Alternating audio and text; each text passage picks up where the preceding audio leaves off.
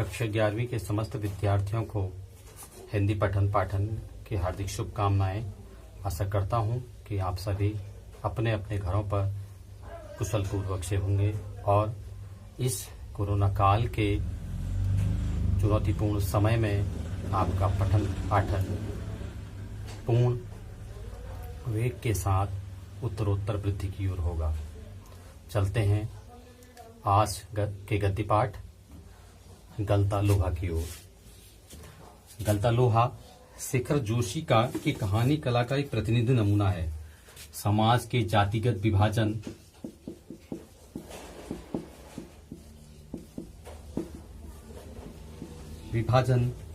पर कई कोणों से टिप्पणी करने वाली यह कहानी इस बात का उदाहरण है कि शेखर जोशी के लेखन के अर्थ की गहराई का दिखावा और बड़बोलापन जितना ही कम है, वास्तविक अर्थ गांभीर्य उतना ही अधिक।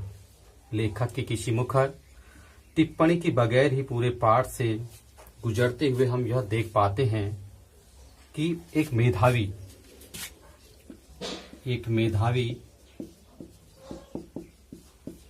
किंतु गरीब ब्राह्मण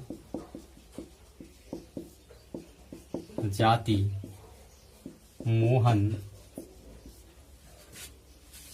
किन परिस्थितियों के चलते एक ऐसी मनोदशा तक पहुंचता है जहां उसके लिए जातीय अभिमान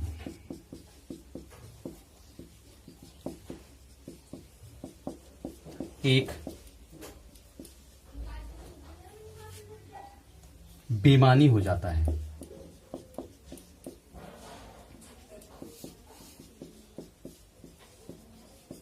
दूसरी ओर समाज से बहिष्कृत निम्न जातीय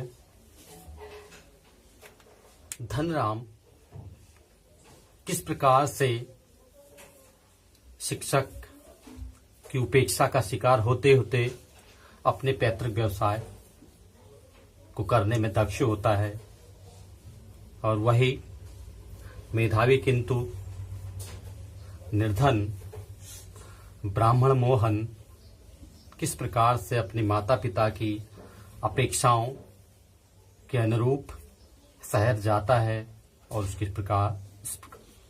उसके साथ किस प्रकार की घटना वहां घटित होती है, और वह वहां पर देखता है कि किस प्रकार से लोग यहाँ पर जीवन यापन करते हैं, और वह जिसके साथ जाता है वह उसे एक नौकर से ज्यादा कुछ नहीं समझता। अंत में जब वह गांव आता है तो अपने मित्र धनराम से अपने बचपन के दिनों की चर्चा करता है और उसके लोहार पर बैठता है। चलते हैं कहानी वाचन की ओर और समझते हैं इस कहानी को। सभी विद्यार्थी ध्यानपूर्वक इस गद्य पाठ को पर ध्यान देने का प्रयास करेंगे ताकि हमारा गद्य पाठ उनको भली भांति समझ में आ चले। चलते हैं। वाचन करने से पूर्व एक बार लेखक परिचय की ओर। शेखर जोशी जी का जन्म उत्तराखंड राज्य के अल्मोड़ा जिले में सन 1932 में हुआ था। इनकी प्रमुख रचनाओं में कोशी का घटवार, साथ के लोग, दाजू, हलवाहा, नौरंगी बीमार है जो कि एक कहानी संग्रह है, एक पेड़ की याद, शब्द चित्र संग्रह। इन्हें पहल सम्मान से सम्मानित किया गया। पिछली सदी का 6वां दशक हिंदी कहानी के लिए युगांत व कार्य समय था। एक साथ कई युवा कहानीकारों ने अब तक चली आती कहानियों के रंग ढंग से अलग तरह की कहानियां लिखनी शुरू की, और देखते ही देखते कहानी की विधा साहित्य जगत के केंद्र में आ खड़ी हुई।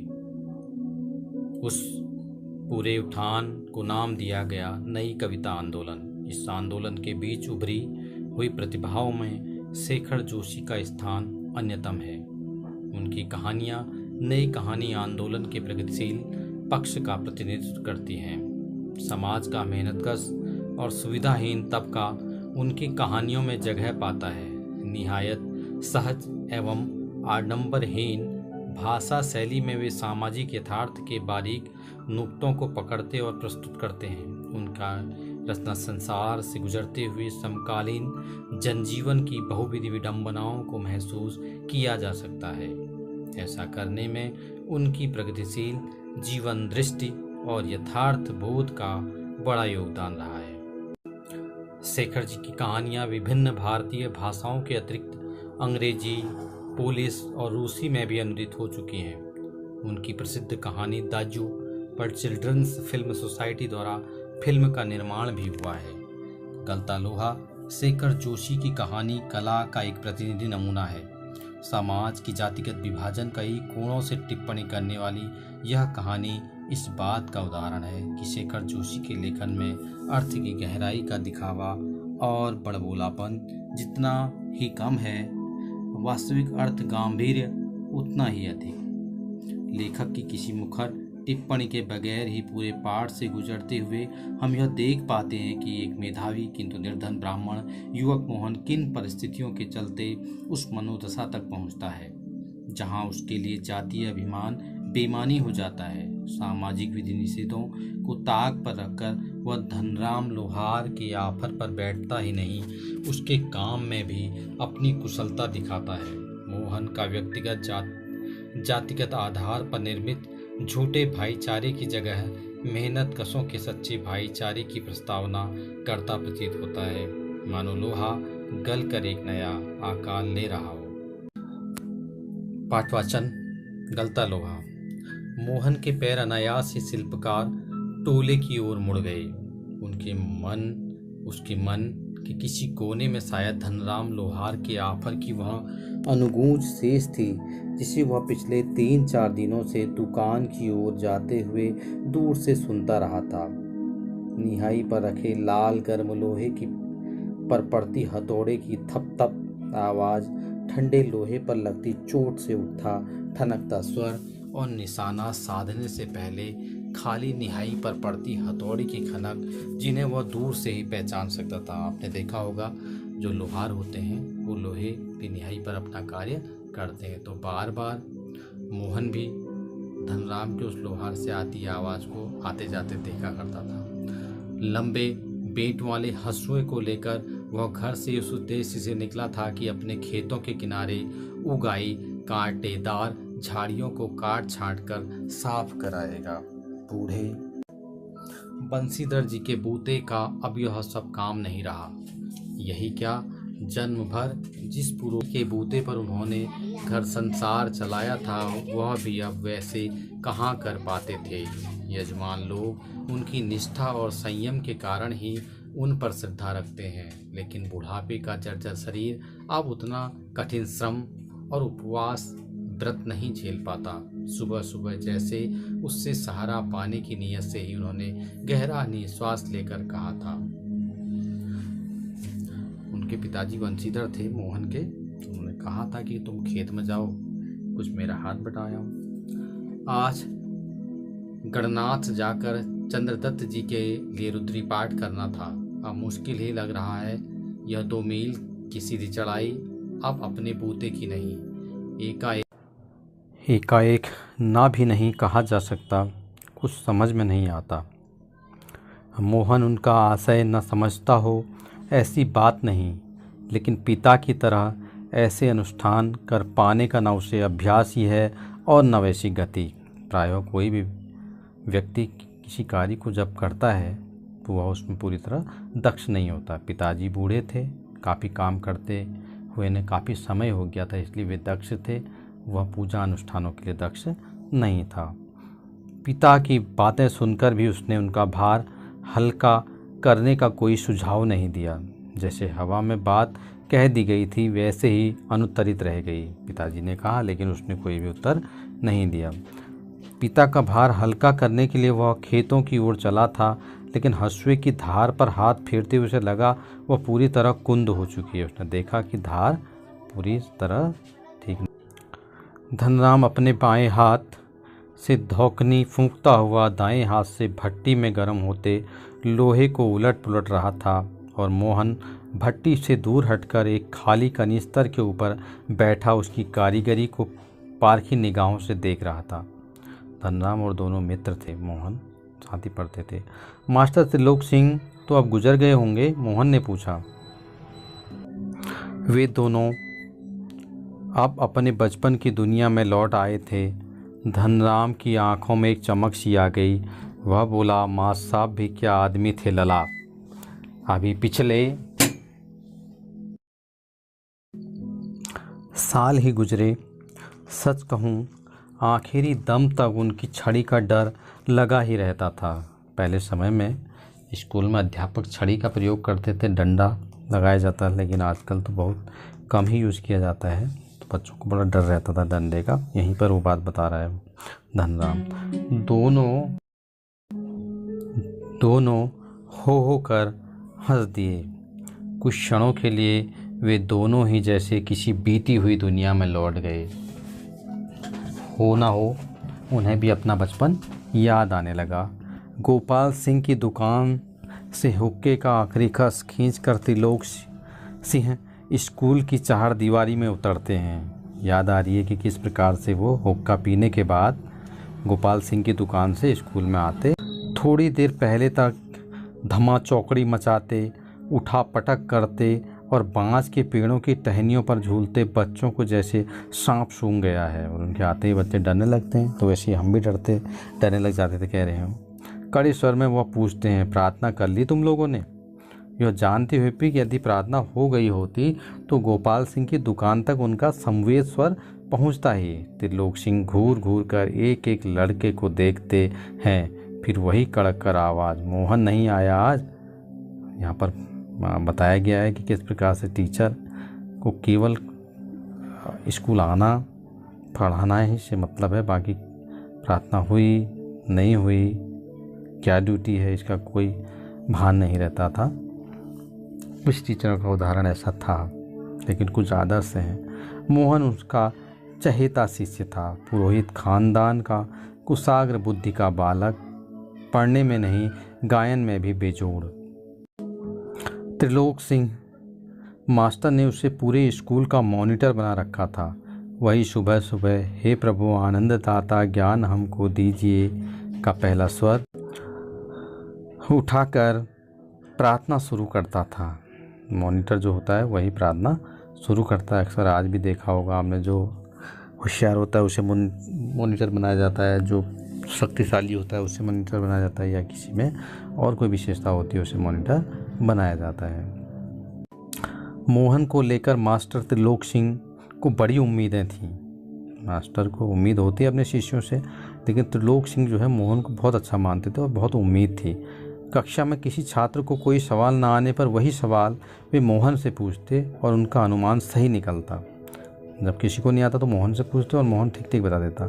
मोहन ठीक ठीक उत्तर देकर उन्हें संतुष्ट कर देता और तब वे उस फिसड्डी बालक को दंड देने का भार मोहन पर डाल देते। जिसे नहीं आता उसी से कहते, मोहन तुम ही इनको कोई दंड दो, पकड़ इसका कान और लगवा इससे 10 उठक बैठक, ऐसा वो कहते थे। वे आदेश दे देते। धनराम भी उन अनेक छात्रों में से एक था जिसने त्रिलोक सिंह मास्टर के आदेश पर अपने हमजोली मोहन के हाथों कई बार बेंत खाए थे या कान खिंचवाए थे। मोहन के प्रति थोड़ी बहुत ईर्ष्या रखने पर भी धनराम प्रारंभ से ही उसके प्रति स्नेह और आदर का भाव रखता था। बच्चों में ईर्ष्या होती है, किसी को टीचर अच्छा मानता है, किसी को नहीं मानता है, तो उसको लगता है कि इसका क्या उपाय दिया जाए। इसी प्रकार से धनराम को भी मोहन से ईर्ष्या होने लगती, लेकिन फिर भी वो जानता था बचपन में, क्योंकि ऊंचे कुल का था, इसलिए आदर सम्मान भी करता था। इसका एक कारण शायद यह था कि बचपन से ही मन में बैठा दी गई जातिगत हीनता के कारण धनराम ने कभी मोहन को अपना प्रतिद्वंदी नहीं समझा, बल्कि वह इसे मोहन का अधिकार ही समझता रहा था। आपने देखा होगा कई लोग जो है जाति में छोटे अपने आप को समझते थे पहले, आजकल तो ऐसा नहीं है, तो वे ऊंची जाति के लोगों का सम्मान किया करते थे। यही बात धनराम में भी थी। बीच बीच में त्रिलोक सिंह मास्टर का यह कहना कि मोहन एक दिन बहुत बड़ा आदमी बनकर स्कूल का और उनका नाम ऊंचा करेगा, धनराम के लिए किसी और तरह से सोचने की गुंजाइश ही नहीं रखता था। ऐसा उनका कहना यह प्रदर्शित करता है कि वे केवल मोहन पर ही क्या है अपना सारा ज्ञान न्यौछावर करना चाहते थे, उसी को अभिप्रेरित करते रहते थे, जिसका कारण मोहन को क्या रहता था, बड़ा दुख होता था कि उसे यह लगता था कि मुझे किसी भी प्रकार से कोई आशीर्वाद नहीं देता है। और धनराम वह गांव के दूसरे खेतीहर या मजदूर परिवारों के लड़कों की तरह किसी प्रकार तीसरे दर्जे तक ही स्कूल का मुंह देख पाया था। और वो धनराम जो था केवल तीसरी क्लास तक ही पढ़ पाया था। त्रिलोक सिंह मास्टर कभी कभार ही उस पर विशेष ध्यान देते थे, वे उस पर ध्यान देते ही नहीं थे। एक दिन अचानक ही उसने पूछ लिया था, धनुआ तेरा का पहाड़ा सुना तो। उसका घर का नाम धनुआ, तेरा का पहाड़ा सुना तो। 12 तक पहाड़ा तो उसने किसी तरह याद कर लिया था, लेकिन तेरा का ही पहाड़ा उसके लिए पहाड़ हो गया था। यानी कि धनराम को तेरा का पहाड़ा नहीं आता था। तेरे एकम तेरे, तेरे दुनिया 24 होता 26 है, बोल दिया 24। सटाक एक संटी उसकी पिंडलियों पर मास्टर साहब ने लग थी, वह टूट गई। और जब गलत पहाड़ा सुनाया तो एक संटी उसकी मारी पिंडलियों पर, पाँव पर। मास्टर त्रिलोक सिंह ने गुस्से में उन्होंने आदेश दिया, जा नाले में से एक अच्छी मजबूत संटी तोड़ कर ला, फिर तुझे तेरा का पहाड़ा याद कराता हूँ। और उसको क्या कहा, फिर कहा कि तू ही संटी तोड़ के ला, तेरा का पहाड़ा तुझको याद कराऊंगा डंडे की डर से। त्रिलोक सिंह मास्टर का यह सामान्य नियम था, पिटाई लगाना। सजा पाने वाले को ही अपने लिए हथियार भी जुटाना होता था। जिसको सजा मिलती थी, डंडा मारे जाते थे, वही डंडा ढूंढ के लाता था। और जाहिर है बलि का बकरा अपने से अधिक मास्टर के संतोष को ध्यान में रखकर टहनी का चुनाव ऐसे करता जैसे वह अपने लिए नहीं बल्कि किसी दूसरे को दंडित करने के लिए हथियार का चुनाव कर रहा हो। और वह भी खुद बलि का बकरा था, लेकिन मास्टर के संतोष को, कि मास्टर साहब को संतोष हो जाए, अच्छा डंडा लाता था। धनराम की मंदबुद्धि रही हो या मन में बैठा हुआ डर कि पूरे दिन घोटा लगाने पर भी उसे तेरा का पहाड़ा याद नहीं हो पाता था, पता नहीं ऐसे डर उसके मन में समा गया था या उसकी बुद्धि कम थी। छुट्टी के समय जब मास्टर साहब ने उससे दोबारा पहाड़ा सुनाने को कहा तो तीसरी सीढ़ी तक पहुँचते पहुँचते वह फिर लड़खड़ा गया था। यानी कि 3 ही पहाड़े, 13 दूनी 26, 13 थी 39। लेकिन इस बार मास्टर त्रिलोक सिंह ने उसके लाए हुए बेंत का उपयोग करने की बजाय जबान की चाबुक लगा दी थी। जबान की चाबुक प्रश्न में आएगा। जबान की चाबुक को ऐसा शब्द कह देना जो जिंदगी भर उसे याद रहे। तेरे दिमाग में तो लोहा भरा है रे, विद्या का ताप कहाँ लगेगा इसमें। उसने कहा कि तेरे दिमाग में लोहा भरा है, लोहार का बेटा था।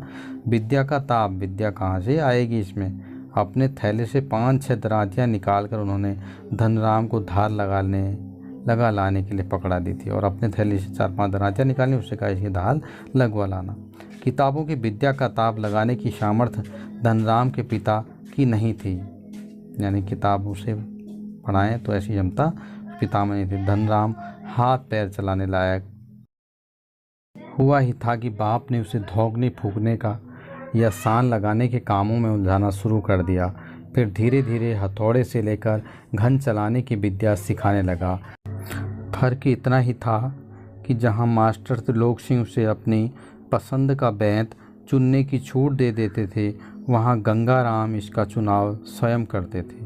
और जरा जरा सी गलती होने पर छड़, बेंत, हत्ता जो भी हाथ लग जाता उसी से अपना प्रसाद दे देते थे। यानी कि हम टीचर की पिटाई लगाने को यहाँ पर बात कही है। एक दिन गंगाराम अचानक चल बसे तो धनराम ने सहज भाव से उनकी विरासत संभाल ली।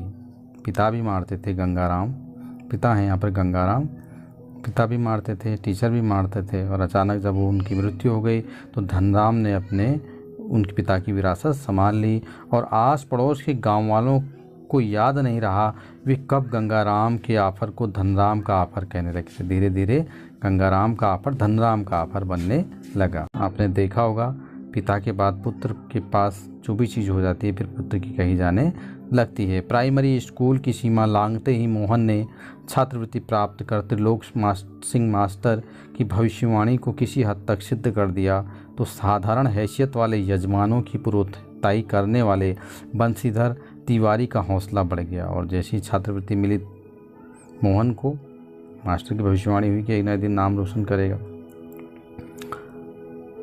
वे अपने पुत्र को पढ़ा लिखाकर बड़ा आदमी बनाने का स्वप्न देखने लगे। उनके पिता मोहन के पीढ़ियों से चले आते पैतृक धंधन ने उन्हें निराश कर दिया था कि मैं भी दान दक्षिणा मांगता हूँ, ये भी दान दक्षिणा के बूते जीवित रहेगा। दान दक्षिणा के बूते पर वे किसी तरह परिवार का आधा पेट भर पाते थे। मोहन पढ़ लिख कर वंश का दारिद्र्य मिटा दे, यह उनकी हार्दिक इच्छा थी। लेकिन इच्छा होने भर से ही सब कुछ नहीं हो जाता। आगे की पढ़ाई के लिए जो स्कूल था वह गांव से 4 मील दूर था। 2 मील की चढ़ाई के अलावा बरसात के मौसम में रास्ते में पड़ने वाली नदी की समस्या अलग थी। बहुत दूर स्कूल था, तो भी बंसीधर ने हिम्मत नहीं हारी और लड़के का नाम स्कूल में लिखा दिया। बालक मोहन लंबा रास्ता तय स्कूल जाता और छुट्टी के बाद थका मादा घर लौटता तो पिता पुराणों की कथाओं से विद्या व्यसनी बालकों का उदाहरण देकर उसे उत्साहित करने की कोशिश करते रहते। पिताजी क्या करते थे, उसको मोटिवेट करते थे। वर्षा के दिनों में नदी पार करने की कठिनाई को देखते हुए बंसीधर ने नदी पार के गांव में एक यजमान के घर पर मोहन का डेरा तय कर दिया था कि बार बार ये जाता है, नदी पड़ती है तो वहीं उधर ही उसी गांव में कोई यजमान थे, उन्हीं घर में उसका डेरा कर दिया, किराए पर ले लिया। घर के अन्य बच्चों की तरह मोहन खा पीकर स्कूल जाता और छुट्टियों में नदी उतार पर होने पर कभी गांव लौट आता था। संयोग की बात, एक बार छुट्टी के पहले दिन जब नदी का पानी उतार पर ही था और मोहन कुछ घसियारों के साथ नदी पार कर घर आ रहा था तो पहाड़ी के दूसरी ओर भारी वर्षा होने के कारण अचानक नदी का पानी बढ़ गया। पहले नदी की धारा में झाड़ झंकाड़ और पात पतेल आने शुरू हुए तो अनुभवी घसियारों ने तेजी से पानी को काटकर आगे बढ़ने की कोशिश की, लेकिन किनारे पहुंचते न पहुंचते मटमैले पानी का रेला उन तक आ ही पहुंचा। वे लोग किसी प्रकार सकुशल इस पार पहुंचने में सफल हो सके। इस घटना के बाद बंसीधर घबरा गए और बच्चे के साथ भविष्य को लेकर चिंतित रहने लगे कि बच्चा कहीं बह न जाए। बिरादरी के एक संपन्न परिवार का युवक रमेश उन दिनों लखनऊ से छुट्टियों में गांव आया था। किसी अच्छे परिवार का लड़का था एक रमेश। बातों बातों में बंसीधर ने मोहन की पढ़ाई के संबंध में उससे अपनी चिंता प्रकट की तो उसने न केवल अपनी सहानुभूति जतलाई बल्कि उन्हें सुझाव दिया कि वे मोहन को उसके साथ ही लखनऊ भेज दें। पिता ने कहा, लखनऊ से शहर से कोई आता तो हम पूछते हैं उससे इस शहर में कैसा है, कुछ बताओ। तो रमेश ने भी कहा कि आप भेज दो मेरे साथ शहर में, मैं उसको पढ़ाई कर दूंगा अच्छी। जहाँ पर घर में जहाँ 4 प्राणी हैं, एक और बढ़ जाने से कोई अंतर नहीं पड़ता, बल्कि बड़े शहर में रहकर वह अच्छी तरह पढ़ लिख सकेगा। ये रमेश ने मोहन के पिताजी से कहा, उनसे बंसीधर से। बंसीधर को जैसे रमेश के रूप में साक्षात भगवान मिल गए हों। उनकी आंखों में पानी छलछलाने लगा। भरे गले से वे केवल इतना ही कह पाए कि बिरादरी का यही सहारा होता है। छुट्टियां शेष होने पर रमेश वापस लौटा तो माँ बाप और अपने गांव की दुनिया से बिछुड़कर सहमा सहमा सा मोहन भी उसके साथ लखनऊ आ पहुंचा। जैसे ही वो गांव से गया तो मोहन भी उसके साथ घर की दोनों महिलाओं, जिन्हें वह चाची और भाभी कहकर पुकारता था, का हाथ बटाने के अलावा धीरे धीरे वह मोहल्ले की सभी चाचियों और भाभियों के लिए कामकाज में हाथ बटाने का साधन बन गया। यानी कि सभी लोग उससे काम करने के लिए कहने लगे, मोहन थोड़ा दही तो ला दे बाजार से, मोहन ये कपड़े धोबी को तो दे आ, मोहन 1 किलो आलू तो ला दे। औसत दफ्तरी बड़े बाबू की हैसियत वाले रमेश के लिए मोहन को अपना भाई बिरादर बतलाना अपने सम्मान के विरुद्ध जान पड़ता था और उसे घरेलू नौकर से अधिक हैसियत वो नहीं देता था। इस बात को मोहन भी समझने लगा था। वो समझने लगा कि ये मुझे अपनी जाति का बताना में इसको शर्म लगती है। थोड़ी बहुत हिला हवाली करने के बाद रमेश ने निकट के ही एक साधारण से स्कूल में उसका नाम लिखवा दिया, लेकिन एकदम नए वातावरण और रात दिन के काम के बोझ के कारण गांव का वह मेधावी छात्र शहर के स्कूली जीवन में अपनी कोई पहचान नहीं बना पाया। उसका जीवन एक बंधी बधाई लीक पर चलता रहा। साल में एक बार गर्मियों की छुट्टी में गांव जाने का मौका भी तभी मिलता जब रमेश या उसका घर का कोई प्राणी गांव जाने वाला होता, वरना उन छुट्टियों को भी अगले दर्जे की तैयारी के नाम पर उसे शहर में ही गुजार देना पड़ता था। कि क्या करोगे घर जाकर, अगले दर्जे की अगले क्लास की पढ़ाई करो। अगले दर्जे की तैयारी तो बहाना भर थी। सवाल रमेश और उसकी गृहस्थी की सुविधा असुविधा का था। मोहन ने परिस्थितियों से समझौता कर लिया था, क्योंकि और कोई चारा भी नहीं था। घर वालों को अपनी वास्तविक स्थिति बतलाकर वह दुखी नहीं करना चाहता था कि मेरे पिता को दुख होगा, उन्होंने मुझे यहाँ बड़ा अफसर बनाने के लिए भेजा, मेरी यहाँ यह स्थिति है। बंसीधर उसके सुनहरे भविष्य के सपने देख रहे थे। पिताजी की मेरा बच्चा शहर गया है, कुछ ना कुछ बनकर आएगा। 8वीं कक्षा की पढ़ाई समाप्त कर छुट्टियों में मोहन गांव आया हुआ था। जब वह लौटकर लखनऊ पहुंचा तो उसने अनुभव किया कि रमेश के परिवार के सभी लोग जैसे उसकी आगे की पढ़ाई के पक्ष में नहीं हैं। और बाद में तो यह हुआ कि 8वीं तक पढ़ाया, उसके बाद पढ़ाई के पक्ष में भी कुछ और लोग नहीं। बात घूम फिर कर जिस ओर से उठती वह इसी मुद्दे पर ज़रूर ख़त्म हो जाती कि हज़ारों लाखों BA MA मारे माने बेकार फिर रहे हैं। ऐसी पढ़ाई से अच्छा तो आदमी कोई हाथ का काम सीख ले। रमेश ने अपने किसी परिचित के प्रभाव से उसे एक तकनीकी स्कूल में भर्ती करा दिया। मोहन की दिनचर्या में कोई विशेष अंतर नहीं आया था। वह पहले की ही तरह स्कूल और घरेलू कामकाज में व्यस्त रहता। धीरे धीरे 1.5-2 वर्ष का यह समय भी बीत गया और मोहन अपने पैरों पर खड़ा होने के लिए कारखानों और फैक्ट्रियों के चक्कर लगाने लगा। बंसीधर से जब भी कोई मोहन के विषय में पूछता तो वे उत्साह के साथ उसकी पढ़ाई की बाबत बताने लगते और मन ही मन उनको विश्वास था कि वह एक दिन बड़ा अफसर बनकर लौटेगा। लेकिन जब उन्हें वास्तविकता का ज्ञान हुआ तो न सिर्फ गहरा दुख हुआ, बल्कि वे लोगों को अपने स्वप्न भंग की जानकारी देने का साहस नहीं जुटा पाए। धनराम ने भी एक दिन उनसे मोहन के बारे में पूछा था। घास का एक तिनका तोड़कर दांत खोदते हुए उन्होंने बताया था कि उसकी सेक्रेटेरिएट में नियुक्ति हो गई है और शीघ्र ही विभागीय परीक्षाएं देकर वह एक बड़े पद पर पहुंच जाएगा। धनराम को त्रिलोक सिंह मास्टर की भविष्यवाणी पर पूरा यकीन था। ऐसा होना ही था, उसने सोचा। दांतों के बीच में तिनका दबाकर असत्य भाषण का दोष न लगने का संतोष लेकर बंसीधर आगे बढ़ गए थे। एक जो है पहाड़ों में एक ऐसा कार्य होता है कि अगर झूठ बोल दिया तो दांतों के बीच में तिनका लगा दो तो पाप नहीं लगता, ऐसा कहा जाता है। धनराम के शब्द। मोहन लला बचपन से ही बड़े बुद्धिमान थे, उन्हें बहुत देर तक कचोटते रहे। जब धनराम ने कहा मोहन तो बचपन से ही बहुत बुद्धिमान था तो ज़रूर नौकरी तो लगेगी, लेकिन उनके पिता को यह बात कचोटती थी। त्रिलोक सिंह मास्टर की बातों के साथ साथ बचपन से लेकर अब तक के जीवन के कई प्रसंगों पर मोहन और धनराम बातें करते थे। बातें कर रहे थे दोनों। धनराम ने मोहन के हंसुए के फाल को भैंस से निकालकर भट्टी में तपाया और मन लगाकर उसकी धार गढ़ दी। गर्म लोहे को हवा में ठंडा होने में काफ़ी समय लग गया था। धनराम ने उसे वापस बैंत पहनाकर मोहन को लौटाते हुए जैसे अपनी भूल चूक के लिए माफ़ी मांगी हो। बेचारे पंडित जी को तो फुर्सत नहीं रहती, लेकिन किसी के हाथ भिजवा देते तो मैं तत्काल बना देता, ऐसा धनराम ने कहा। मोहन ने उत्तर में कुछ नहीं कहा, लेकिन हंसुए को हाथ में लेकर वह फिर वहीं बैठा रहा, जैसे उसे वापस जाने की कोई जल्दी न रही हो। सामान्य तौर से ब्राह्मण टीले के लोगों का शिल्पकार टोले में उठना बैठना नहीं होता था। किसी काम काज के सिलसिले में यदि शिल्पकार टोले में आना ही पड़ा तो खड़े खड़े बातचीत निपटा ली जाती थी। ब्राह्मण टोले के लोगों को बैठने के लिए कहना भी उनकी मर्यादा के विरुद्ध समझा जाता था। इतना बड़ा भेदभाव होता था। कोई जो है छोटी जाति का व्यक्ति बड़ी जाति के लोगों को जो है बैठने के लिए भी नहीं कह सकता था। पिछले कुछ वर्षों से शहर में जा रहने के बावजूद मोहन गांव की इन मान्यताओं से अपरिचित हो गया। ऐसा संभव नहीं था। धनराम मन ही मन उसके व्यवहार से असमंजस में पड़ा था, लेकिन प्रकट में उसने कुछ नहीं कहा और अपना काम करता रहा। उसे लगा कि क्यों वो इतना नज़दीक बैठ रहा है, जबकि वो क्या है, ब्राह्मण है।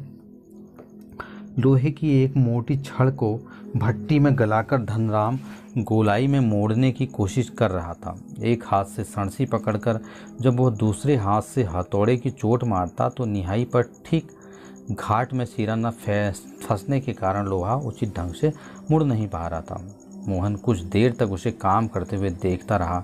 फिर जैसे अपना संकोच त्याग कर उसने दूसरी पकड़ से लोहे को स्थिर कर लिया और धनराम के हाथ से हथौड़ा लेकर नपी तुली चोट मारते अभ्यस्त हाथों से धौंकनी फूंक कर लोहे की दोबारा भट्टी में गर्म करते और फिर निहाई पर रखकर उसे ठोंकते पीटते सुघड़ गोले का रूप दे डाला। मोहन का यह हस्तक्षेप इतनी फुर्ती और आकस्मिक ढंग से हुआ था कि धनराम को चूक का मौका ही नहीं मिला। वो अवाक होकर मोहन की ओर देखता रहा।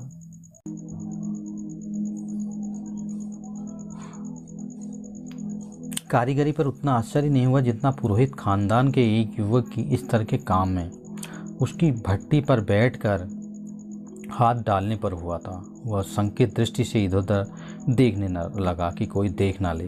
धनराम की संकोच, असमंजस और धर्म संकट की स्थिति से उदासीन मोहन संतुष्ट भाव से अपने लोहे के छल्ले को त्रुटिहीन गोलाई को जांच रहा था। उसने धनराम की ओर अपनी कारीगरी की स्वीकृति पाने की मुद्रा में देखा। उसकी आंखों में एक सर्जक की चमक थी जिसमें न स्पर्धा थी और न किसी प्रकार की हार जीत का भाव। अर्थात यह कहानी हमें जातीय भेदभाव और पुरानी परंपराओं के वशीभूत जो कार्य जिन लोगों के लिए किया जाना होता था उसके विपरीत कि कोई भी कार्य किसी के साथ भी अपने अनुभव को साझा कर सकता है। उसमें किसी प्रकार की हीन भावना या कमी का भान नहीं होना चाहिए। दूसरों के द्वारा भी उसको स्वीकारा जाना चाहिए। इसी भाव से यह कहानी यहाँ प्रस्तुत थी। आशा करता हूँ आप सभी को पसंद आई होगी और आप इसके भावाभिव्यक्ति को समझकर प्रश्नोत्तर लिखने में दक्ष हो चुके होंगे। इसी आशा से एक बार पुनः आपका हार्दिक धन्यवाद।